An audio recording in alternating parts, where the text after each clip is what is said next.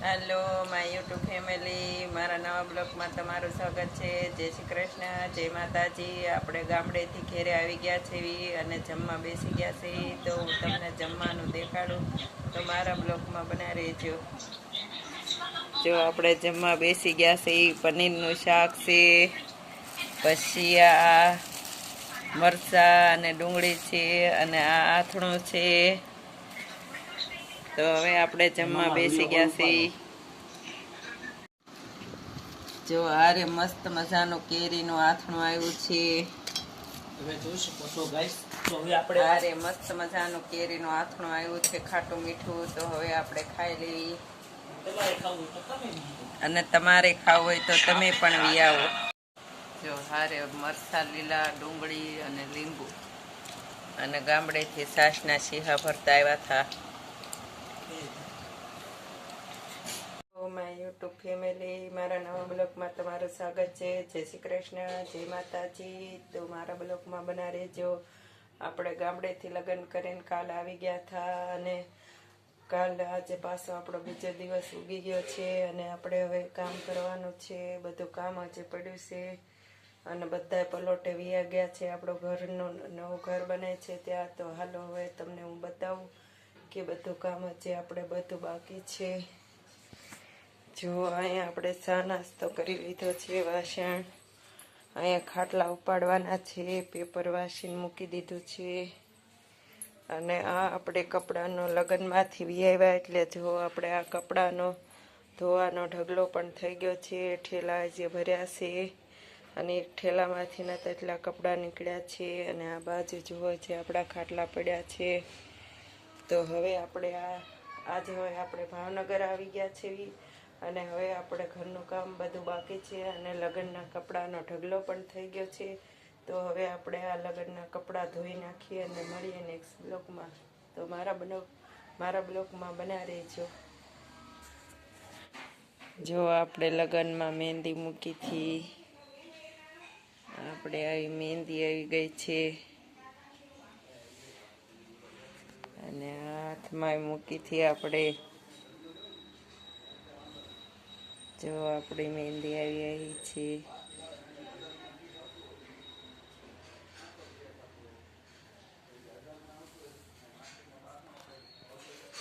આપણે બે હાથમાં મહેંદી મુકાવી હતી, અને મહેંદીનો કલર આવ્યો છે, તમે જોશો. આવી આપણી મહેંદી આવી ગઈ છે. હવે આપણે કપડાને એવું ધોઈશું એટલે મહેંદીનો કલર ઓછો થઈ જશે. હવે આપણે ત્યાં તો કાંઈ કામ કર્યું નહોતું, એટલે આપણે મહેંદી ઘાટી આવી ગઈ છે. તો હાલો, જો આ માધવ છે, અને માધવ રમવા આવ્યો છે આપણા ઘેરે. માધવ કાંઈક તો બોલ. અને જો આપણે આ રૂમમાંથી ખાટલો ઉપાડી લીધો, આ રૂમમાંથી ને ઉપાડી લીધો. અને આપણે એટલું કામ થયું છે, જે આપણે આગળ કામ કરવાનું બાકી છે. તો મારા બ્લોકમાં બને રહેજો. માધવ જો બહાર આવી ગયો છે. માધુ, એ માધુ,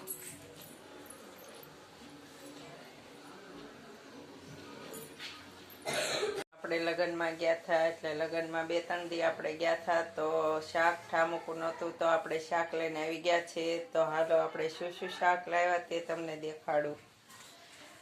જો આપણે વાલો લાવ્યા છે, અને ભીંડો લાવ્યા છે, તુવેર લાવ્યા છે, અને બટેટા લાવ્યા, અને કોથમરી, ટમેટા, લીંબુ, મરચાં, અને આ તળવાના મરચાં, આદુ, અને આ આપણે રીંગણા. તો આપણે જો એટલું શાક લઈ આવ્યા. ઠામુકું ઘરમાં શાક નહોતું, તો આપણે 2-3 દીનું શાક લઈ આવ્યા છે. તો હવે મારા બ્લોગમાં બની રહેજો. હવે આપણે રસોઈ બનાવી નાખીએ. 11 વાગી ગયા છે, તો હવે આપણે રસોઈ બનાવી નાખીએ.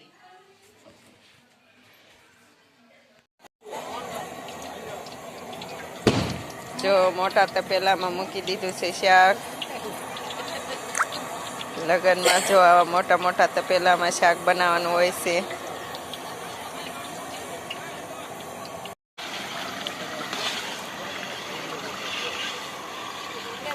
ગ્રેવી તૈયાર થાય છે આખા રીંગણાનું શાક બનાવી છે ઈ. અને આ ગ્રેવી તૈયાર થાય છે. આ જો રમલી આવી ગઈ. રમલી હા હવે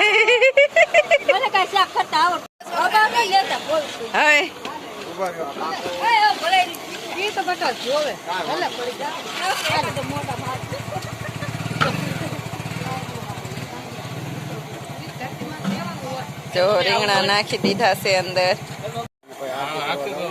જો આખા રીંગણાનું શાક બને છે.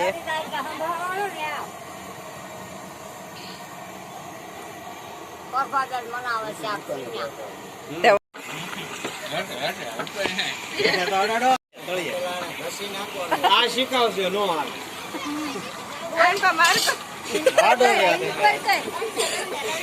પેલા કોણ નહીં કર દેખાડવું ન જોવે. રીંગણું શું થાય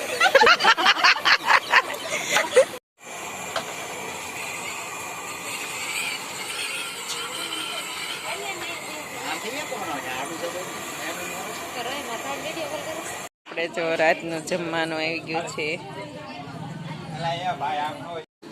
હા જો બપોરનું જમવાનું આવી ગયું છે. અને એમાં આપણે બપોરનું જમીશું. આમાં કેટલી બધી પીસ્યું છે.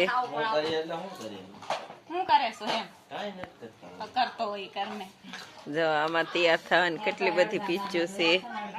અને જો આ મેકઅપ નો ડબ્બો છે તૈયાર થવાનો. પછી એક આ ડબ્બો છે. જો લગ્નમાં તૈયાર થવાની આ બધી વસ્તુ છે. લગ્નમાં તૈયાર થવાની કેટલી બધી વસ્તુ છે. હવે આપણે તૈયાર થઈ